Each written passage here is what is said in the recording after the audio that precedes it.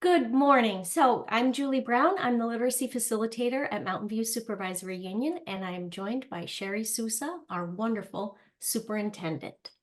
A little bit about ourselves first. So we come from you this morning from lovely Woodstock, Vermont. It's a sunny day, 50 degrees this morning. Just want to be very clear that we are a very small and rural district right in the center of Vermont. We have approximately 1,000 students that come from 7 different towns. Our middle school and high school is pretty unique. There were a regional high school, 20 different towns send into our high school. We have 5 elementary schools.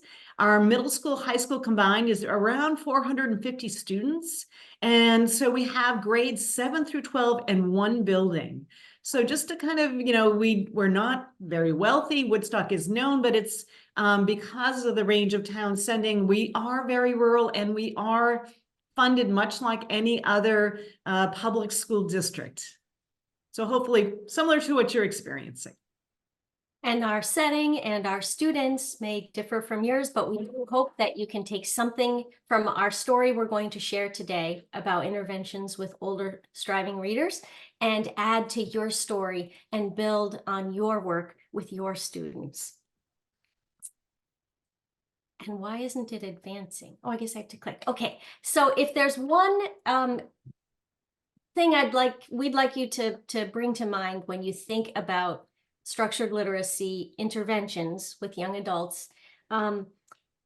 If you're anything like us, before we started, we didn't really have a vision for what it could look like, but I think this picture epitomizes it. So leaning into the work and leaning into the work joyfully.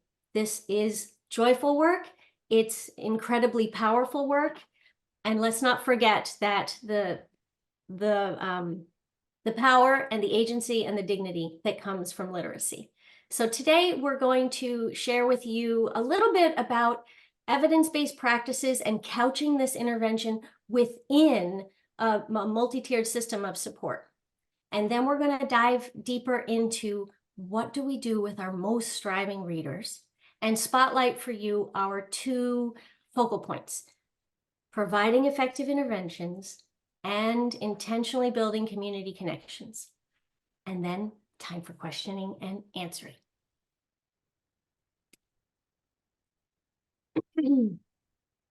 Okay, so adolescent literacy. The 4th and 8th grade data from the nation's report card are often talked about, but less so often are the 12th grade data. So for students who are at the below basic, they're not at the basic level of literacy. When they're at the below basic levels of literacy, they have difficulty interpreting the meanings of words in texts, connecting between ideas, making inferences, or drawing basic conclusions from what they read. And in the United States, these are our data. 30% of 12th grade students graduate high school with below basic levels of literacy. Fully half of our Black young men and women after 12 years of schooling below basic. 62% of our students with disabilities graduate high school with below basic levels of literacy. And Sherry and I would say that these numbers do not reflect agency or dignity, much less literacy. You can click everything in this slide deck that we've built for you that's green is hyperlinked, and you can go to read more about the 12th grade data, and you'll see that these numbers reflect all students. 19% of students who report they want to go to a 4-year college, below basic. 33% of students wanting to enter the military, below basic. 51% of students who say they'd like to do a technical training program are at the below basic level of literacy. And this is a global problem. So UNESCO reports that today there are more adults facing illiterate futures than there were 50 years ago. You can see in the United States, our data is more and more students are falling into that below basic category. So we have an adolescent literacy problem, but we also have a lot of good news around adolescent literacy. So what can be done, right? So let's look to the research just a little bit. So research is really suggesting that the skill profile of these older struggling readers, they need support in the foundational skills of literacy, in addition to vocabulary and comprehension. A very common pattern is that they have difficulty reading words. They have difficulty reading words accurately, and they have difficulty reading words fluently. In fact, one researcher who looked at grades 3 through 12, struggling readers, stated it right off the bat. Most students with reading difficulties struggle to read words. Observation studies, however, in middle and high schools reveal or suggest that students do not get a lot of opportunity to practice reading across their school day. Here's some studies that support that conclusion. And research suggests that these students will benefit when they receive evidence-based instruction throughout the day in their content area classes. One study in a rural setting like ours, Gutierrez, de Bloom, and colleagues, found that middle school students who had evidence-based practices across the school day in their content area classes had twice as many reading, had twice, their gains in reading comprehension were twice as large. That's the word. And multiple studies suggest we need to be using evidence-based practices across the school day.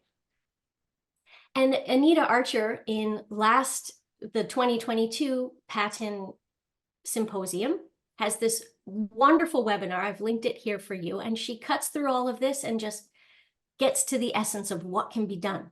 Every day in every class, students will read, write, and speak. Read, write, and speak, read, write, and speak. Every day in every class, students will read, write, and speak. So why are we talking about Tier 1 in a structured literacy intervention talk? Is because this is where most of our students spend most of their time, even students with reading difficulty. And if you think about the number of people, of educators in the building, most teachers are content area teachers. Well-prepared teachers can have a greater influence on student achievement than racial or ethnic identity, socioeconomic status, or home language, lowering student to teacher ratios, teacher salaries, or years of experience. In the words of the International Literacy Association, teachers matter more to student achievement than any other school-related factor.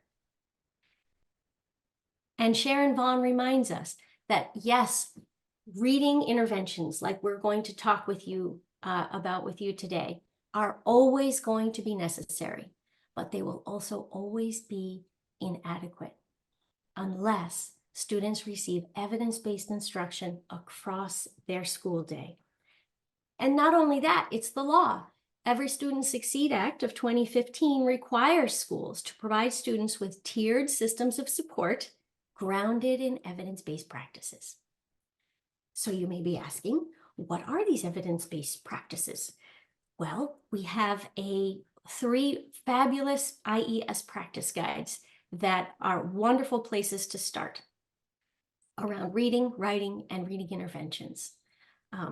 So these are freely available, and if you haven't read them, I highly suggest that you get started. They're right here, and they're designed with educators in mind. Okay, so we got the memo. We're here to talk about reading interventions, but we're going to remember that this intervention is happening within a system of support. What more can we do for our most striving readers? The readers who are at the very top of the triangle, who need the most support and the most resources. What can that look like?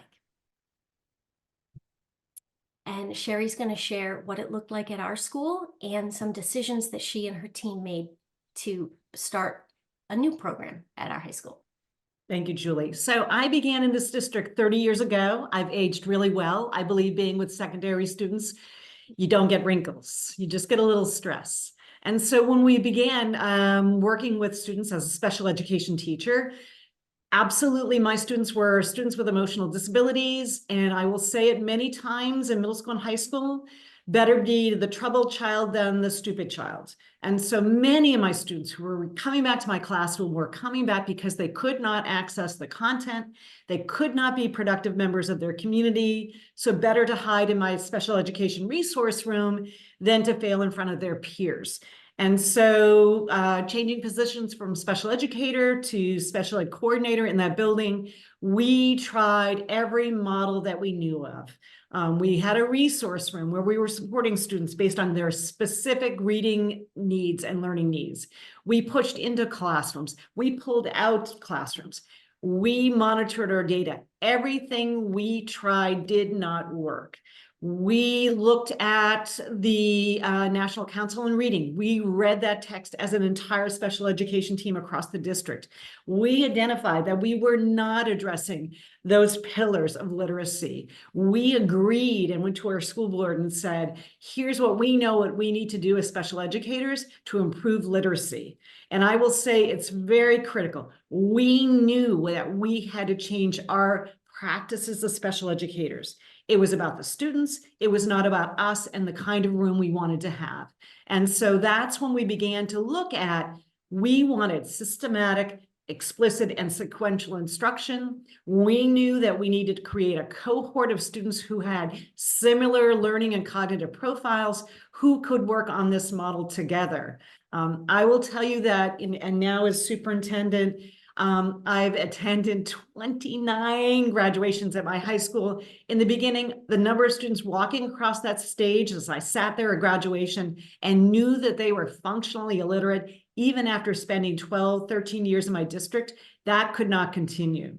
And so as we evolved in this model, Julie joined our team. We knew that we could do a better job and that we wanted students walking across that stage who had every tool in their toolbox to be successful. And I feel that's happening tomorrow night.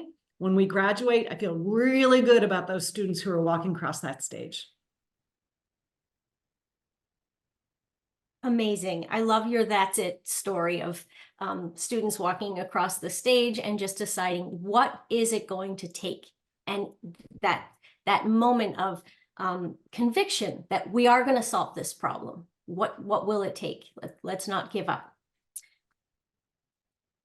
Okay, so we have a simple view of reading intervention at Woodstock Middle and High School.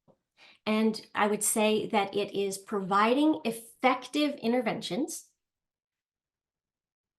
times peer and community connections. And that times symbol means one really can't happen without the other. And when you have effective interventions and peer and community connections, students experience success. So the rest of our time together this morning, we'll be diving into each of these and showing you what it looks like in our setting, in the hopes that you're envisioning, what could such a program look like in your setting? I love this quote from one of our students. It is simple. Without this class, I wouldn't know how to read. So who are our structured literacy classes for? They are for students with significant word level difficulties in reading. These classes that we offer are in addition to, not instead of, their regular classes. They're receiving grade level content and instruction and practice and access. And we're able to find their lowest level of where is their source of difficulty and build their skills from there. So our classes, again, these are for students with word level difficulties in reading. Now, Goff and Tumner, when they proposed the simple view of reading themselves, they said, no reasonable proponent of decoding has ever equated decoding and reading, for what is decoded must also be understood.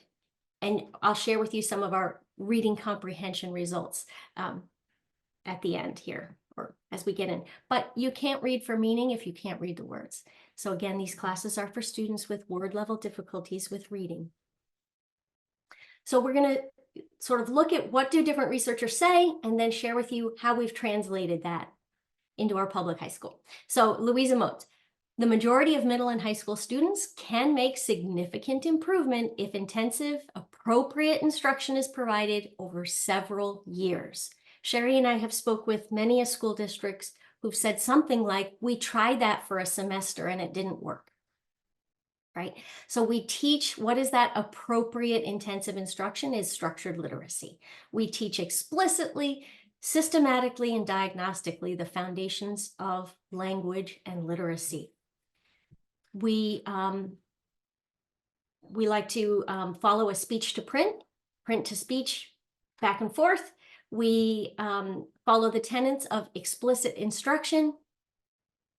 We teach phonemic awareness. We add letters to this work, and I'll show you how. We teach phonics, and we teach writing.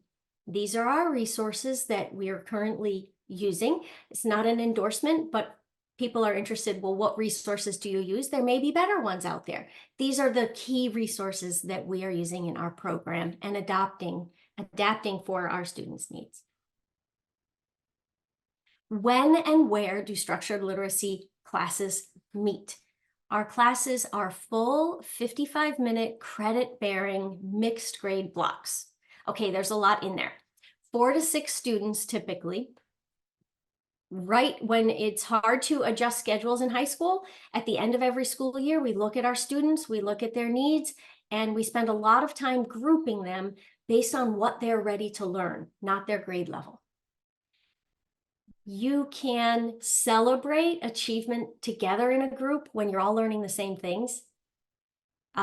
When you're in different grades and you might have that in common, but you're all ready to learn different things, it can be very challenging for students and for the teacher. So in this picture, for example, we have a 7th grader, a 9th grader, and 2 11th graders, all ready to learn the same things, all forming a strong community and supporting each other in their literacy. And this is pretty important. The classroom is right in the middle of things. It's not respectful when the bell rings to ask your striving older readers to go down some lonely hallway or into a small little classroom for their class. Our classroom was just like any others, bright and sunny, and students were proud of it. This is a fabulous podcast that I've linked for you with LaDerek Horn. And he is an advocate, and he talks about how architecture speaks louder than words and before we even open our mouths. When we value students, we place them in places in school which are spaces of honor. Dr. Gillingham in 1956 was talking about this. Banishing the remedial quarters to the end of the corridor expresses more forcibly than words the lack of real appreciation with which the work is regarded. If we want our students to be proud of their literacy and their work, we won't tuck them away at the end of the hall. So our classes are just like any other, right on the schedule. It just says structured literacy instead of perhaps chemistry. So how long does it take? I've linked a Patton webinar for you here. Dr. Shin says it beautifully. As soon as possible, as long as necessary. 7th grade's better than 9th grade. 11th grade's better than 12th grade. But as soon as you notice that an older student may be struggling, that we get started and provide them that instruction for as long as needed. And this work does take several years. So here is a look from 2014 to 2022. Students that graduated from our structured literacy program with IEPs. How long did it take them? You can see 2 to 3 years, right? We had a student who was with us for 6 years, and he received a Tenacity in English Award at graduation and got a standing ovation from his peers for 8 English credits. Our structured literacy classes award a, is it an elective English credit, Sherry? Yeah. So as soon as possible, as long as necessary. And I think that's important, Julie, that, Yeah. you know, not only is there an expectation that we will do the hard work of addressing their literacy skills, they are with their same age peers and experiencing the content, the ideas, the material, that piece that all their other students in their class. And I think that, again, another element of the agency and dignity, you still can be in freshman English. We're going to continue to work on those skills, but you will have exposure to the same material, complex ideas, dialogue that your ninth grade peers will be involved with. That's dignity. Mm-hmm. Oh, let's see. Okay. And a little bit about whether this works or not. So, oops, let's see. Okay, so there's many ways to measure success. I left the classroom at the end of 2022 with an ESSER-funded position to train teachers in our district in structured literacy. So from 2014, when I started, to 2022, we had 90 students with IEPs. Our program is not only for students with special education needs. It started with that in mind and grew to include any student who had word level difficulty in reading that would fit in this class would take it. So it's not only for students with IEPs, but this data set is for students with IEPs. So across 8 years, 90 students. And it's so much more than data, right? We had the opportunity to take students to technical school to see what a college would look like, to go to his graduation 2 years later. We've had the opportunity to connect young adults with their community, to give them the skills they need to read a book that everyone else in their class is reading it, that they really wanted to read. He could read that. And connect peers across the school through outdoor education. So success, I think, is the smiles and the inclusion and the pride in our students. And it's also in their data. So we had, in that time, 53 students who graduated from structured literacy. The rest were still in the program working. 32 of those students graduated from our program and then had a chance for a 3-year reevaluation. In Vermont, that's how we were doing it, where you'd get a full special education reevaluation every 3 years.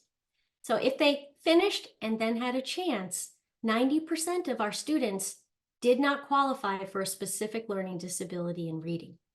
That's reading fluency, reading comprehension, basic reading, did not qualify.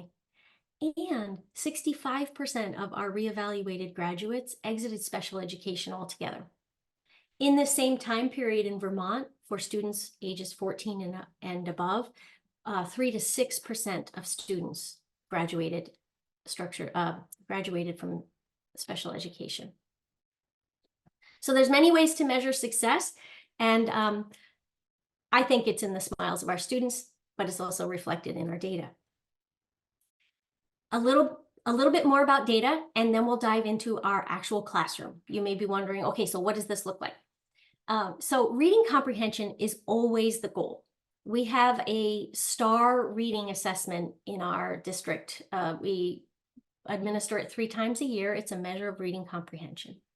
And you can see this was my last year in the classroom. At the end of 2022, I had 16 students.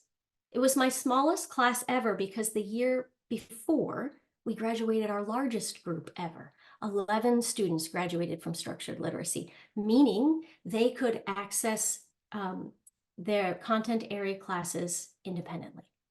So we had 16 students that year, and across the year, the end of the year student growth percentiles. The vast majority of our students were growing at or above the 60th percentile, and 81% of our students were growing above the 75th student growth percentile. Now, remember what Louise Emote said, this work has to happen across several years. So what happens if you maintain a student growth percentile growth in the 60s or in the 80s? What does that look like across several years? Here's a student's data where this student was able to maintain that level of growth in the 60 to 65th percentile range across 3 years. This student started 7th grade reading at the 2nd grade level. They were below the 1st percentile for their ability to read words. And as they learn to read the words, right, and all the comprehension work you'll see that we do, steady growth over time. The student graduated 9th grade at the end of the 9th grade level. Sound symbol relationships, 91st percentile, right in the middle there for word identification. They went on to be a teaching assistant for 9th grade English when they were in 10th grade and a leader in our school. If you can maintain student growth percentile in the 80s range across 3 years, something very similar happens. This student started 7th grade very far behind.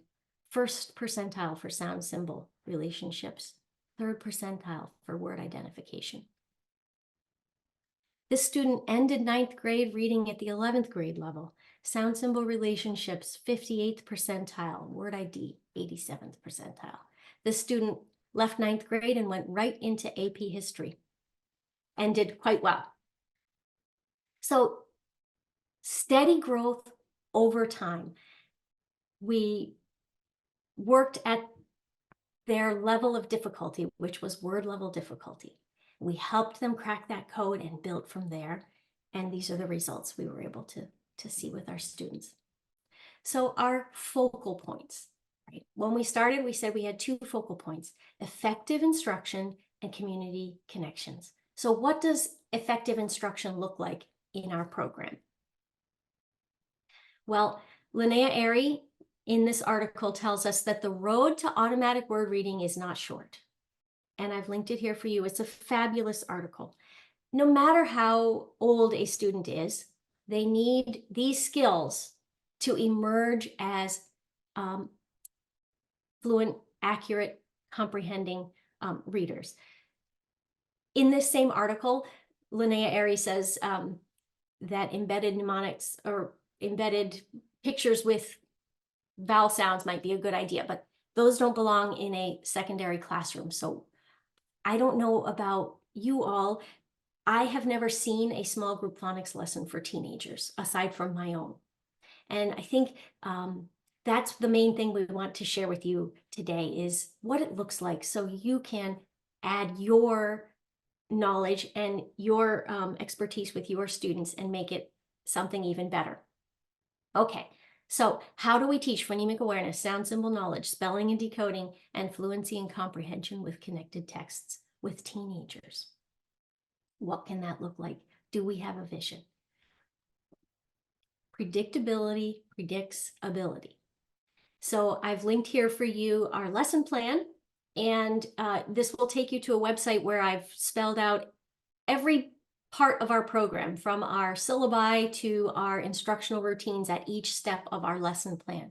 I adapted this from the Reading League's 6-step lesson plan. And what I like about it is it keeps us focused and it keeps us reading connected texts for a third of every lesson. So for me, as a reading teacher, this is what I would see. And this predictability predicts my ability as well. Every class begins with a handshake and ends with a handshake, and we get right to it with our Anita Archer perky pace. This is what the students often see when they come in the room, is just each block has check block. This is what we're up to today, and we get started. And their materials are organized, ready to go. So routines, very important for teachers, very important for students. We begin with sound symbol knowledge. We link phonemes and graphemes. The majority of adolescent readers who read below the 30th percentile need some level of direct instruction, mapping speech sounds to letters and letter patterns to print, and the ability to recognize printed words accurately and automatically out of context as well as in context. Okay, great. How are we going to do that? So I'm so thankful for Dr. Kilpatrick's Equipped for Reading Success book, and we add letters to his exercises. So I may read pairs of words and ask them what changed and what did it get changed to. Here on the right is, perhaps I read the word pair lisp, list, right? And the students say lisp, list, and you can see they're thinking what sound, and they write down what sound was changed and what it was changed to. This is just a few minutes, but it's making it clear and obvious for them that they're writing speech sounds. We practice the sounds of the vowels. So we'll do drills with it. We'll have fun. We'll drill each other. This is a lot of fun, and it just gets the lesson started right off the bat. And then we practice spelling and reading words. Orthographic mapping creates connections between graphemes and phonemes to secure spellings bonded to pronunciations of words in memory. So we do a lot of phoneme grapheme mapping with grade appropriate, even at the single syllable, grade appropriate vocabulary. So here's a student learning to spell blunt. What does blunt mean? Oh, okay, not sharp. All right, so let's see, what speech sounds do I hear? B, u, n, t. What letters am I going to write? I'm going to write the whole word. Now I'm going to turn to my shoulder partner and I'm going to read my list. Or students make their own phoneme grapheme, paper, boxes.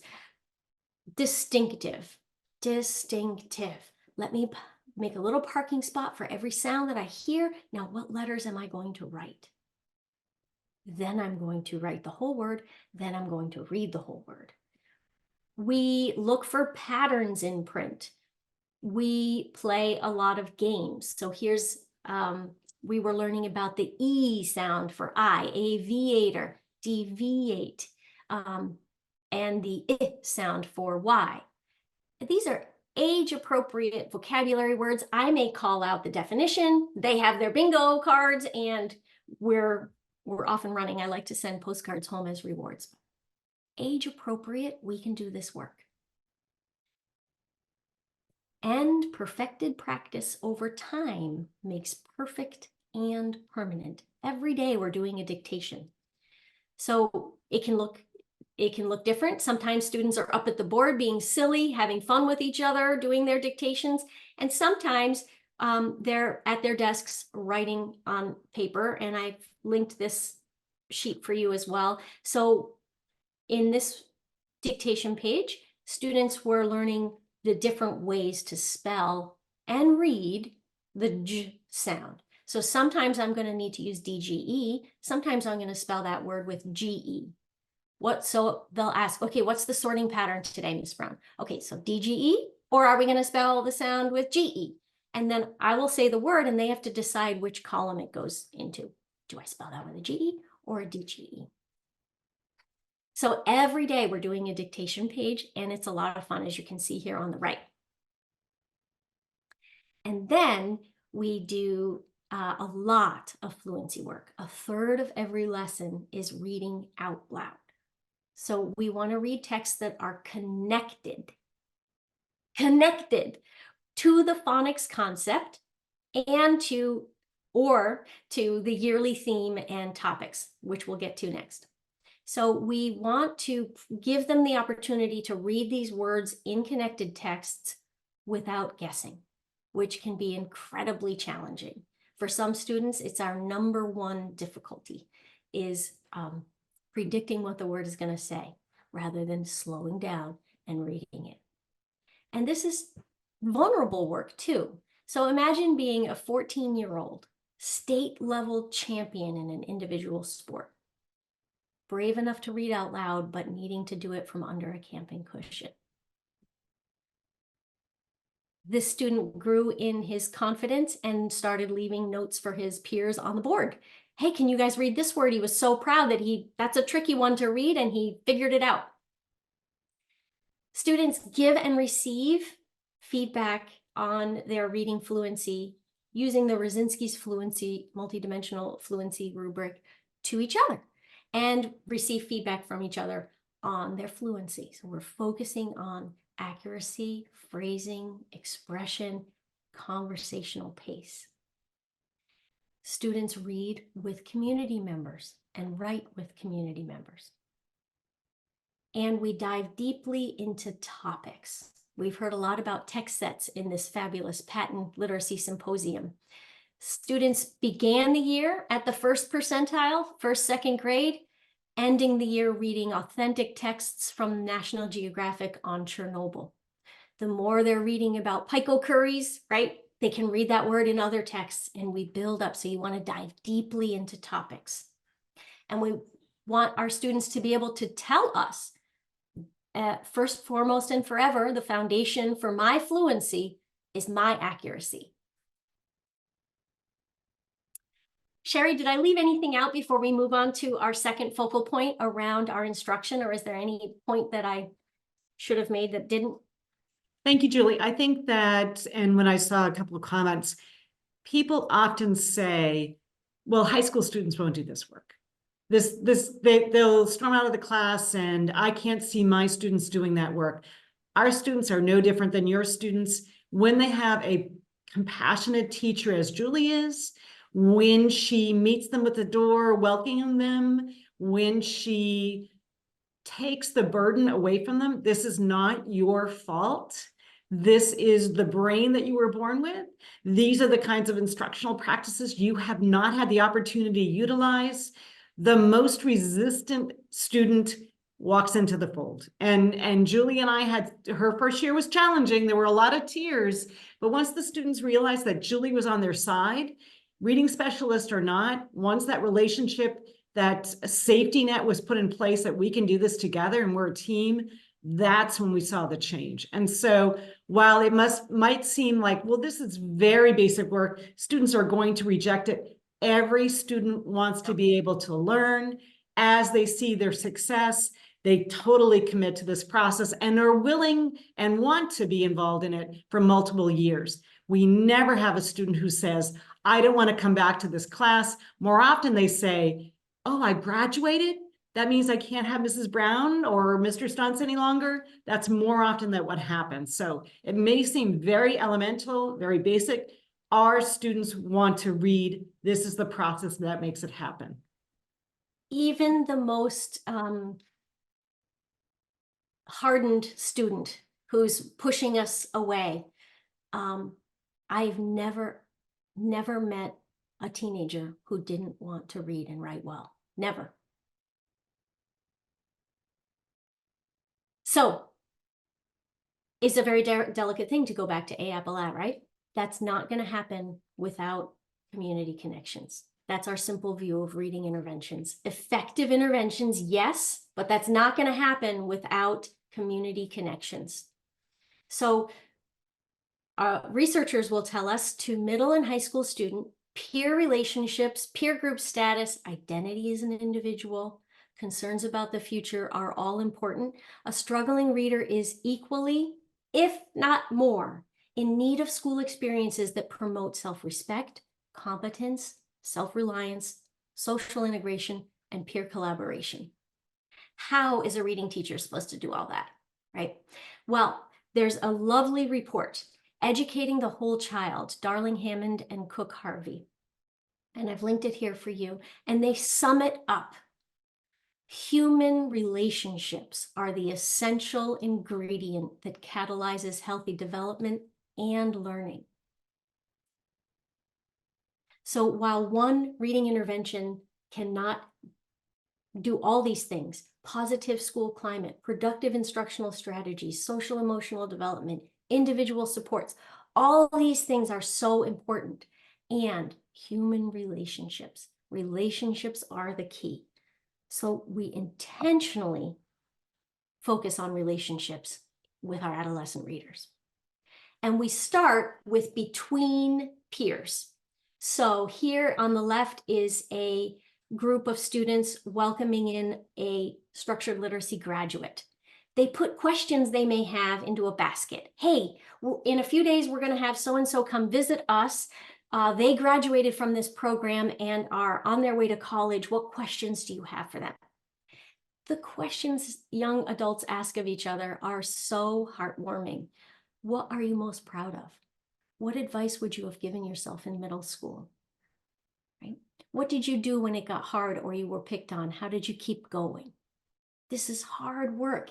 And the chance to have your graduates come back and say, I'm most proud of reading this book out loud, this whole book out loud, and I encourage you to start and finish as many books as you can. Or this young man coming back in to say, you are so lucky to be here in middle school. I had to wait until 10th grade to be in this class. I'm going to college next year, and that wouldn't have happened. Trust your teacher, trust the process, and keep working. That makes all the difference. And then we have an open door policy where students come back in and play soft C and soft G cahoots with us. Hey guys, do you want to hear my senior project? Yes, we do. Could I read to you some creative writing that I've been doing? Oh, would you like to read some back to me? And it's just a celebration of success. Once your program is up and going, you want to intentionally weave together your graduates and your current students to create a culture of success, a culture of scholarship, and a thriving culture of community. And then you also want to connect peers with their wider community. And we do this through yearly themes. Here's one yearly theme where we chose a community partner. We interviewed them. We read books together. We wrote letters back and forth. We hosted them and their families. It was an incredibly powerful year. You can see all of our work is linked in the little green boxes. Another year, we focused on the 20th century, and we read about George Dawson's life. Life is so good. He lived through the entire 20th century and wrote about his life. We used that as our vehicle to pause and learn about additional things as we went. And we read it with the senior center across the street. We wrote poetry. We had a poetry reading. It was a beautiful year where students are connecting with their community. And I'll share a little bit more deeply about this yearly theme was the work of centuries. So I'm interested in forestry. Our community had has a national park in it, and we read about reforestation around the world and got to visit the park, and students read all kinds of different things about forestry. We got to visit some trees that were planted over 100 years ago. We got to plant trees with community partners. We built a bridge and on the Appalachian Trail. We wrote a training manual for the Green Mountain Club, all in addition to structured literacy, where we would have this yearly theme of the improvement of forest trees is the work of centuries. So that was our yearly theme, was the Vermont's forests and protecting and caring for them, what that looks like around the world. And then we engaged in it. So for students who were still emerging as readers, they were able to engage in the theme by making photo essays of their life in Vermont's forests. Julie, can you talk about your student who said she wasn't a tree hugger and her transformation? So when we started doing these yearly themes, we reach out to community partners in the summer, and I will say, I have a group of phenomenal young adults. They're focusing on their reading, and we would love to partner with you and explore different things throughout the year. Would you be willing to work with us? I've never had a community partner say no. People in our communities are so willing to help. Yes, I would love to make friends with your students. Yes, we could have them do some work with us. So we started this year of forestry, and one student said, I hate tree huggers. That was her. So she didn't know much about the forest. She was not interested in learning about the forest. And this was the most powerful learning experience that she will say she had in high school, was partnering with the Green Mountain Club and doing meaningful work. Yeah. going to skip this part. We can read, this is just sort of translating what Louisa Moat says we need, point by point, how we do it, and skip right to the boiled down recipe card before we're going to play for you a video of our students and then have questioning and answering. So just a brief little recipe card, if you will. There is no magic wand, as Sherry would like to say. I think what we shared with you today is fairly basic, but having the space to do it is what's unique, right? So we want to respect the agency and dignity of young adults, and that means providing them with high levels of literacy. So we want to be able to lead with purpose. This work doesn't happen without a department chair, an administrator, a superintendent saying, this work is important. We're going to invest in our teachers. We're going to, year after year, work to improve the program until we find something that works in our setting. That takes leadership. We want to provide evidence-based instruction that's effective, right? We want to give ourselves permission to work on phoneme grapheme mapping if that's what they need to improve their literacy. They're in English class, they're in history, they're in science, right? This, having a class, a credit-bearing class, gives us that space to do this important work. We want to offer it in credit-bearing classes. If we don't offer credit for this work, what does that say to our students? What does it say to their families? We want to focus on authentic connections. Build those connections between your students and between your students and their wider community, because literacy builds belonging. Okay.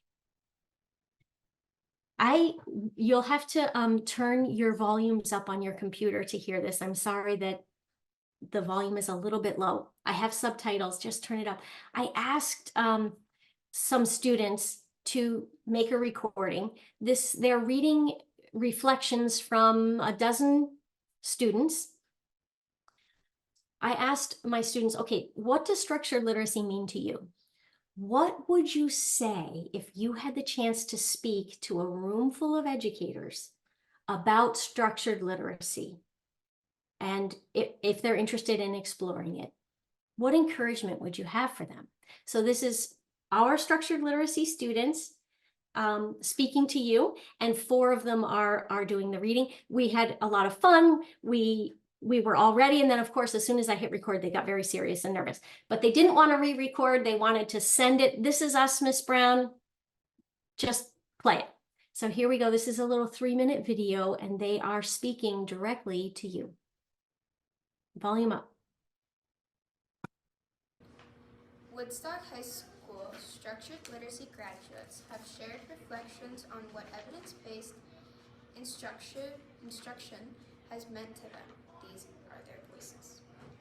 When I started this class, there were still a lot of words that I couldn't read or even pronounce correctly. Now my vocabulary is so much bigger, and I'm able to read those hard words, or longer words. My advice to high schools thinking about structured literacy: first thing, make sure your students have the confidence in themselves to know that they will learn. Make sure they know that it's going to be okay. I remember we did so much work with sounds and learning to literally read every letter on the page. That was the hardest thing, but now it's just how I read. It's helped me grow as a person. Everybody has a dream to read at grade level. My main goal was to read like everybody else, not to feel ashamed when I didn't know something.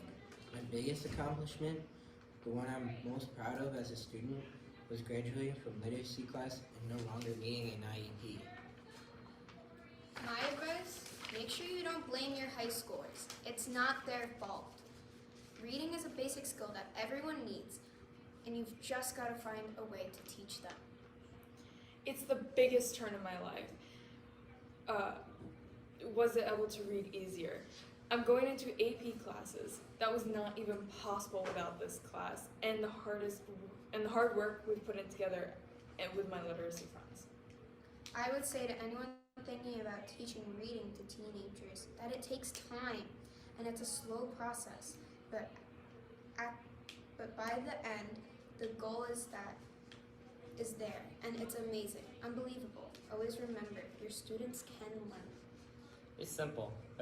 Without this class, I wouldn't know how to read or figure out what the words mean or how to even say the word. I would still be so far behind my classmates. We started with the values because I couldn't really tell them the difference between them. That helped out a lot. Trust me, it's important. Now, college is a reality for me because this class taught me the things that I need to learn to achieve my goals in life. From a parent, I asked my son the other day if he was still using the tools he learned from structured literacy class.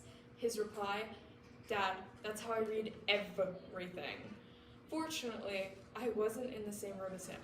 Tears started to roll down my face. I will never fully understand all the opportunities structured literacy gave him. It's been 6 years and I never skipped this class. Why would anyone want to miss it? I feel happy, like about time. To high schools thinking about structured literacy, I would say do it. Do it right now. I couldn't read before this class, and now I can. What more is there to say? My advice, every high school student deserves this chance that I've had. Before we sign off, one more thing I'd like to add. After 3 years of structured literacy, my quote is, "Joke's on you, I can read." Thank you all for listening. Good luck to you. Oh, let's see. Okay. He literally wrote that on the board on his way out. Okay. So, agency and dignity. I'm not perfect. Sherry's not perfect. Our students aren't perfect. I have a hard time sometimes explaining and being glib of what we do, but we focus on agency, we focus on dignity, and we focus on literacy. And it can look like a student planting trees with a community partner after spending a year learning about the importance of the forest to the ecosystem. Dignity can look like partnering with senior citizens across the street, meeting a man who was adopted, who is passionate about history and poetry, and who guides you through a year of study. Literacy can look like giving and receiving feedback on accuracy and fluency, and never missing a class in 6 years, because who would want to miss it? So we hope that we've shared with you, the overview of our program. We have linked all of our resources, and we hope that you can see, remember the picture at the very beginning of the young woman leaning into the work? She had just learned how to spell that word and was very proud of it. This is joyful work. So I'd like to now, I'm just going to scroll through. Oops, sorry. I'm going to scroll through for those watching on the webinar if there were resources that they wanted to grab. Oops, let me go back to the beginning. Okay, second page.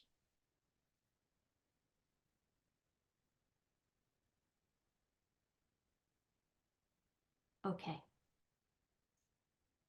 And we have linked the session resources here. We have our contact information, and we're very excited for the discussion and the questions that you might have. Sherry, is there anything else you'd like to add? So that video, I'm also the senior class advisor, and we're practicing for graduation tomorrow night, and 2 of those individuals in that video will be walking across and taking their diploma tomorrow night, and they are literate, and that is so exciting. One of them has had the opportunity to speak for a state level organization advocating for adolescent literacy, and one of them is headed off to college.